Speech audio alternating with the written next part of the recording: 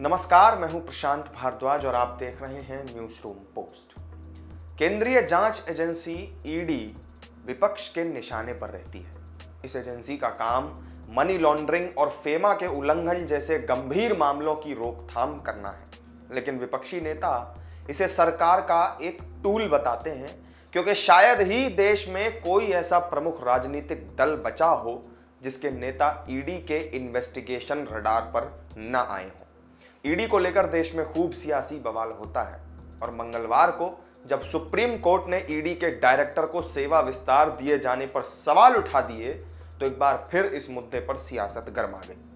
देश की सर्वोच्च अदालत ने मंगलवार को केंद्र सरकार को बड़ा झटका तब दे दिया जब ईडी के चीफ संजय मिश्रा को तीसरा एक्सटेंशन देने का आदेश रद्द कर दिया गया।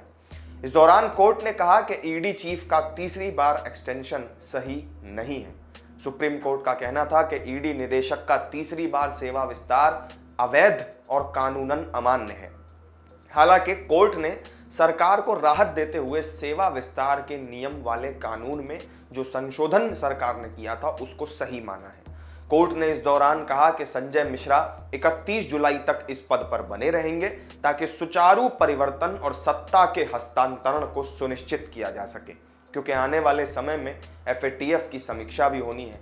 विपक्ष लगातार इस सेवा विस्तार का विरोध कर रहा था।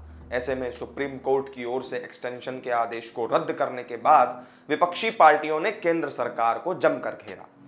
ऐसे में जो एक नाम सबसे ज्यादा चर्चाओं में आया है वो है ईडी के डायरेक्टर संजय मिश्रा का। तो कौन है वो, आइए जानते हैं।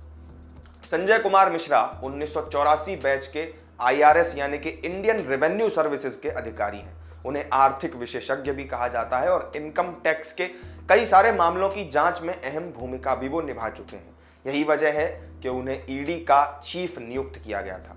ईडी चीफ बनने से पहले वो दिल्ली में इनकम टैक्स विभाग में चीफ कमिश्नर के पद पर भी तैनात थे। संजय मिश्रा को पहली बार 19 नवंबर 2018 को 2 साल की अवधि के लिए ईडी का निदेशक बनाया गया था। उन्हें नवंबर 2020 में पद छोड़ना था, लेकिन इससे पहले मई में ही वो 60 साल यानी कि रिटायरमेंट की उम्र तक पहुंच गए थे। नवंबर 2020 में उनका कार्यकाल खत्म होने से पहले केंद्र सरकार ने उनका जो कार्यकाल था वो 2 साल की जगह बढ़ाकर 3 साल कर दिया था। इसके बाद केंद्र सरकार नवंबर 2021 में केंद्रीय सतर्कता आयोग अधिनियम के साथ साथ दिल्ली विशेष पुलिस प्रतिष्ठान अधिनियम में संशोधन के लिए एक अध्यादेश लेकर आई थी, जिसके तहत सीबीआई और ईडी के चीफ को एक साल के 3 सेवा विस्तार देने का प्रावधान है और बाद में फिर यह संसद में भी पारित हो गया था। इसके बाद फिर नवंबर 2021 में ही संजय मिश्रा को दूसरी बार 1 साल के लिए सेवा विस्तार मिला था।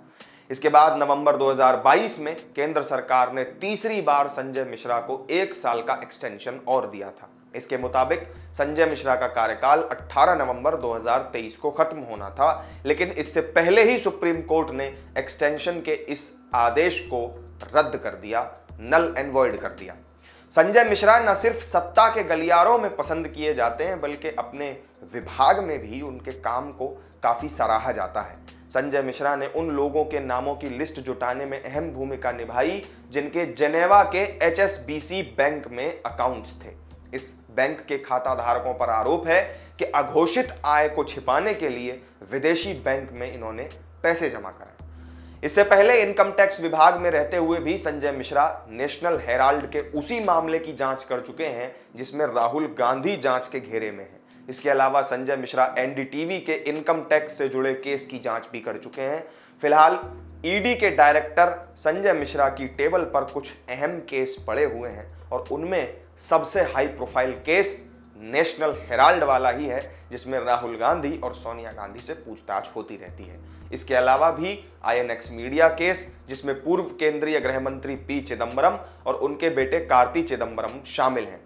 3600 करोड़ रुपए का VVIP चॉपर स्कैंडल भी उनकी लिस्ट में है। वहीं जम्मू कश्मीर के 2 पूर्व मुख्यमंत्रियों फारूक अब्दुल्ला और महबूबा मुफ्ती पर मनी लॉन्ड्रिंग का केस भी उनके पास ही है। कर्नाटक कांग्रेस के प्रदेश अध्यक्ष DK शिवकुमार पर मनी लॉन्ड्रिंग का केस हो, इसके अलावा दिल्ली के स्वास्थ्य मंत्री सत्येंद्र जैन पर जो केस चल रहा है वो भी संजय मिश्रा की टेबल पर ही मौजूद है।